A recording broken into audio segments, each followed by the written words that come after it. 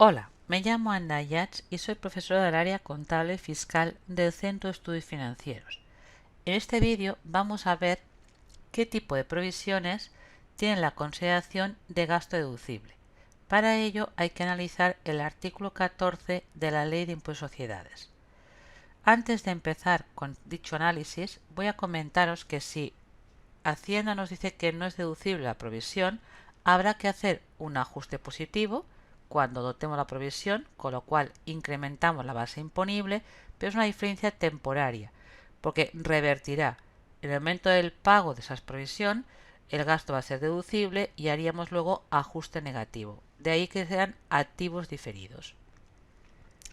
La normativa fiscal empieza en el artículo 14, 1 y 2 haciendo referencia a las provisiones relacionadas con el personal posempleo, es decir, retribuciones que se perciben cuando están jubilados.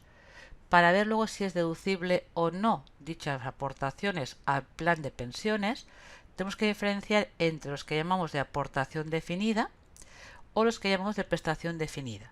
Las de aportación definida quiere decir que la compañía se limita que del sueldo bruto que cobra el trabajador retiene un dinero que en vez de pagárselo en metálico lo aporta a un plan de pensiones. Es decir, eso que llamamos retribuciones flexibles. En definitiva, de mi bruto yo decido que cojan una parte y me lo ingresen en un plan de pensiones. Como para el trabajador lo declara en IRPF como salario, la aportación de las primas que hace la empresa a la póliza de seguros o la entidad financiera tiene la consideración de gasto deducible. Por tanto, en este tipo de planes de pensiones nunca hay ajuste fiscal. En cambio, lo que son premios de jubilación o planes de pensiones de prestación definida, ahí la compañía se compromete que el trabajador, cuando ya no trabaja en la compañía, le va a continuar pagando una serie de rentas. O cuando se jubile, de golpe tendrá derecho a X meses según años trabajados en la empresa. Pues la idea es que hay que externalizarlo a una compañía de seguros, a una entidad de crédito, hay que dotar de unas aportaciones, de unas primas, para tener un fondo ahí acumulado para poder afrontar esos pagos futuros. Para el trabajador, en el momento que se hace esa aportación a la compañía de seguros, esto no es salario, pues será renta cuando lo cobre cuando esté jubilado. Por eso, esas aportaciones, esas primas, a nivel fiscal no son gasto deducible. Ajuste positivo primero y cuando se le paga al trabajador, ajuste negativo. ¿Cómo sé que realmente la compañía tiene un plan de pensiones de ese tipo? Porque en contabilidad figuraría la cuenta 140, provisión por retribuciones a largo plazo al personal. Eso nos daríamos cuenta que habría que hacer activos diferidos. Positivo cuando hago la aportación y negativo cuando haga el pago de esas pensiones. La idea también es que cuando se haga el pago de esas pensiones hay que tener en cuenta el límite que se le aplica, que es del artículo 11, párrafo 12, que estará en función de cuánto ha facturado esta empresa en el periodo positivo anterior. Si la facturación no alcanza en la cifra de 20 millones, la idea sería para el año 2016 se aplicaría un límite del 60% y a partir de 2017 se aplicaría un 70%. En cambio, las compañías que facturen entre 20 millones y no alcance la facturación del año anterior o 60 millones, el porcentaje de limitación es de un 50%, siempre aplicado sobre la base previa antes de hacer el ajuste negativo y de aplicar la tasa de capitalización y la compensación de bases negativas.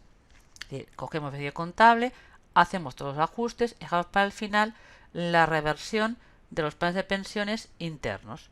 Y si la facturación fuera de 60 millones o más, el porcentaje sería de un 25%. Pues cuidado porque el límite a nivel de revertir cambiará según la facturación del periodo impositivo anterior.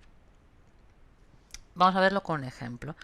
Aquí tengo una empresa que tiene activos diferidos para planes de pensiones de medio millón de euros y en este ejercicio ha hecho frente o ha pagado retribución al personal posempleo de 300.000 euros, que en principio sería el ajuste negativo que podría descontar en la base imponible este año. Pero tenemos que ver qué base previa tiene y si tiene el límite, qué límite tiene.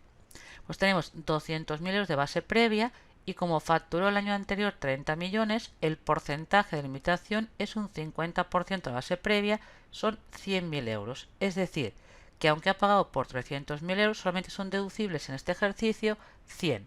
Quedan pendientes para futuro 200.000 euros. Eso, ubicado en el modelo 200, implicaría que cuando hago las aportaciones a la cuenta 140 y están limitados en un futuro por el límite del artículo 11 a párrafo 12, lo pondría en la casilla 415. Luego, cuando haga el pago esas pensiones sea deducible, la cantidad pagada la ponemos en la casilla 211 y aquí sea los 300.000 euros. Y la cantidad que quede pendiente por el tema del límite lo colocaríamos, como dice aquí, aplicación del límite del artículo 11.12 en la casilla 416, que aquí nos queda pendiente para futuro 200.000 euros. Como podemos ver, el negativo de 300.000 y el positivo de 200 hacen que la base impuesta de este año solamente se acaben restando 100.000 euros. Eso implicaría que a nivel contable, cuando registre el IS, del activo diferido solamente cancelaríamos 100.000 euros, 25%, 25.000 euros. Luego el artículo 14, apartado 3, nos indica que otro tipo de provisiones no tienen la consideración de gasto deducible.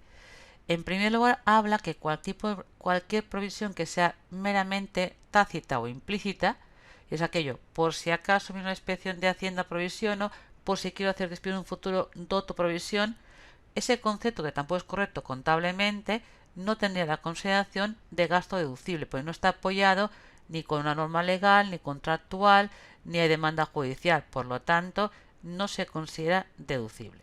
Tampoco lo serían la dotación de provisiones por contratos onerosos, ni reestructuraciones empresariales, siempre y cuando esta no estuviera aprobada por el comité de empresa y enunciado a los empleados, que luego sí que se considera gasto deducible. Tampoco se admite como deducible las provisiones que tienen que ver con un porcentaje según devolución de ventas. O sea, aquello de lo que he facturado, por si vienen notas de abono a nivel de devolución de ventas, provisión una cantidad. Pues esos importes no son deducibles. Y tampoco sería deducible las retribuciones al personal basadas en un aumento de facturación o bien de beneficios o la delación, pero que requieren un periodo de permanencia. Por eso sería la cuenta 147. Ese tipo de provisión, hasta que el trabajador no lo cobre, como para él no es renta, tampoco para la empresa es gasto deducible. Por eso el artículo 14.6 dice esto, será deducible en el momento del pago, pero no cuando el contable lo que hace es repartir el coste durante el periodo de permanencia por devengo. Vamos a ver ejemplos. Aquí tengo lo que comentaba antes. Esta empleada les prometió a un grupo de la plantilla de 50 empleados que si conseguían que la delación durante 2016 creciera en relación con el 2015, en relación con un pack de 1000 acciones de la matriz, se le pagaría luego en dinero un importe, pero para ello se les vincula que para que cobren este dinero hace falta que estén en la compañía hasta finales del año 2018. Si se van antes, no lo cobran. Aquí calculamos que en el cierre actual del año 2016 permanece la empresa 45 empleados y el valor de la acción ha pasado de 15 a 20 euros. Pues vamos a calcular cuál va a ser el previsible, el coste futuro. Si es un pack de 1000 acciones, crece un 5 euros la acción, un 40%, son 2.000 euros por empleado, perdón. Eso haría en total 45 empleados que en el momento actual por 2.000 equivaldría a un pago futuro de 90.000 euros, pero de ese pago futuro tenemos que vivir en 3 años. Cierre el 16, 17 y 18, pues si se van antes no lo cobrarían, pues devengamos el gasto. Eso hace que como todavía esa cantidad que estoy contando como gasto de personal para el trabajador no es salario, la idea no es deducible. Ajuste positivo, diferencia temporaria. El siguiente año hay que volver a revisar el importe que hay que verificar. ¿Cómo haríamos? Como solamente tengo en plantilla 36 empleados, el bonus por empleado no ha cambiado, son 2.000 euros, pero ahora llevaría devengado 2 años de los 3. En total harían falta 48.000 euros. Como ya he dotado el año pasado 30.000, solo de incrementarlo en 18.000 euros. Eso implicaría, en definitiva, lo mismo, que como todavía para el trabajador no es salario, porque no lo ha cobrado, según el artículo 14.6 no tiene la consideración deducible. Voy incrementando el activo diferido. Como puede ver aquí, iría en la casilla 335 el importe. Es decir, aquí tenemos las del artículo 14.6. Pues ahí pondríamos 30.000 El primer año iremos incrementando por el positivo y cuando se pague revertiría en la casilla 336. A continuación tengo otro ejemplo en contratos onerosos. Tenemos que la compañía la han contratado para automatizar una línea de producción. Como hay mucho retraso en la entrega, nos hemos desviado en las horas y calculamos que lo que entraría el proyecto el año que viene habrá una posible pérdida de 25.000 euros por la parte no ejecutada. Pues lo que hago es provisiono ya esa posible pérdida, contablemente se hace con el grupo 69 y el 40 pues la actividad habitual, pero como es parte no ejecutada, evidentemente para Hacienda no es deducible. Hago ajuste positivo y revierte al siguiente año, pues son provisiones de tipo aplicada. Lo que hago un año lo elimino al año siguiente, ya que luego la parte ejecutada ya estaría contada con cuenta de grupo 6 de gasto y la parte de ingreso y pues ya daría la pérdida cierta, pues siempre es obligatorio que lo que doto elimino. Lo mismo, eso puesto en el modelo 200, implicaría que como son provisiones no deducibles y que no están afectadas por el límite del artículo 11 apartado 12, iría en la casilla 337. Positivo un año, negativo al siguiente. Luego aquí tengo una lista en qué otro tipo de provisiones podemos decir que tiene la consideración de gasto deducible. Y os hablo de las de actuación medioambiental cuando dicho proyecto ha sido presentado como plan especial a la agencia tributaria y ha sido aprobado. En este caso, lo que estoy contabilizando como provisión es fiscalmente deducible. Solo hay que esperar a realizar la actuación medioambiental de las facturas para que el gasto se admita. También se admite como gasto deducible lo que tiene que ver con servicio postventa o bien gastos relacionados con deducciones de venta. Si lo calculo tal como dice Hacienda, con el promedio de 3 años, cojo el gasto real del año actual y los dos anteriores, con la facturación y dicho porcentaje lo aplico o a las ventas de ejercicio o a las que tengan garantía viva. Por lo tanto, si lo contabilizo tal como dice el artículo 14.9, lo que está haciendo el contable es fiscalmente deducible. También son deducibles la provisión por responsabilidades si existe demanda judicial y el cálculo del importe de la provisión está de acuerdo con la normativa legal. También son deducibles las de actas firmadas de conformidad con la agencia tributaria siempre que sean de un impuesto que no sea el IS.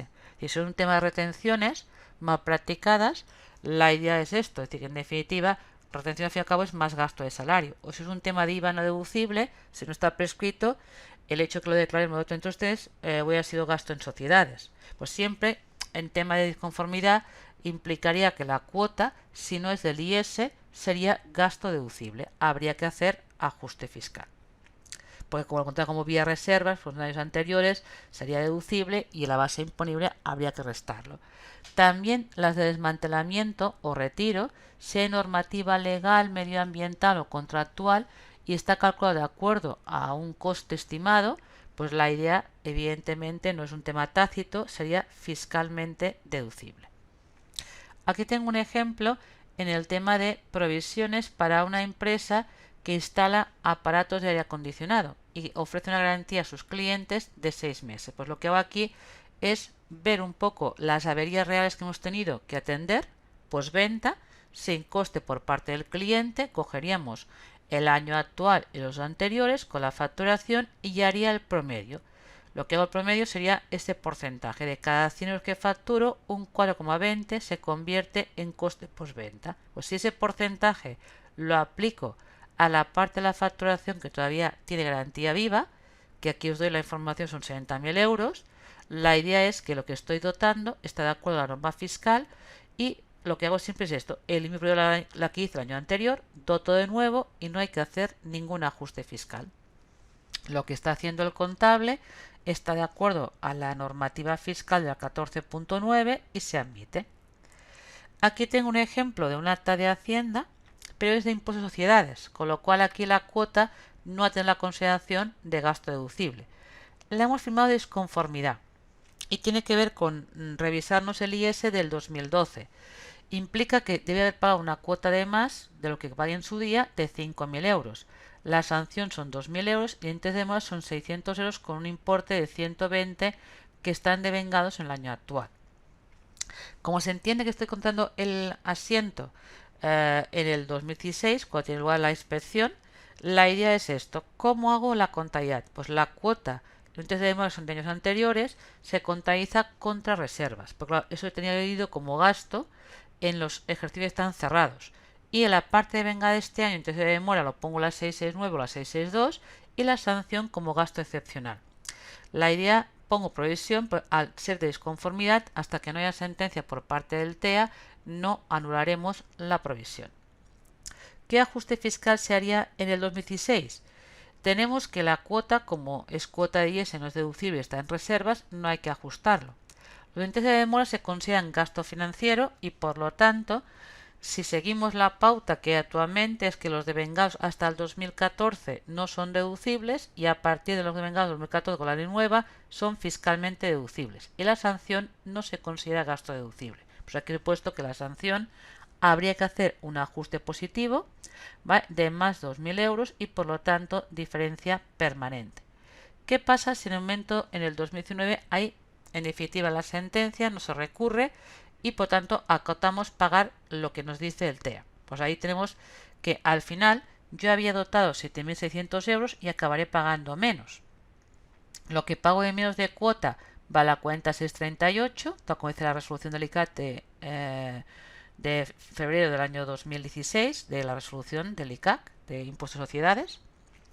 Luego, lo que son menos intereses de demora iría como ingreso financiero y lo que es en definitiva menos sanción va a la cuenta 778.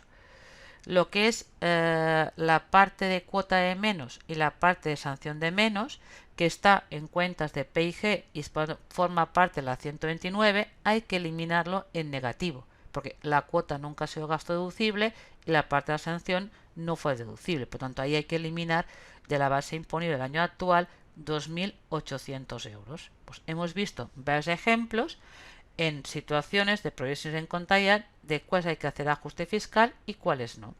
Gracias por vuestra atención y espero veros en próximos vídeos. Aquí tenéis, como siempre resumido, un poco la ubicación en módulo 200 de las diferentes provisiones. Fijaros que arriba de todo son las que están sujetas al límite, las retribuciones post-empleo, que les llamamos. Y luego las que no están afectadas por el límite irían en las casillas 335 y 336 cuando tienen que ver, en definitiva, con lo que es retribuciones que van en relación periodos de permanencia o otro tipo de provisiones, ¿de acuerdo? Y las que están al margen también del límite irían en la 337, 338. Un poco un repaso de dónde están ubicados en el modelo los ajustes fiscales en relación con las provisiones. Espero y os invito a verme en otros tipos de vídeos que tengo colgados en YouTube. Gracias por todo.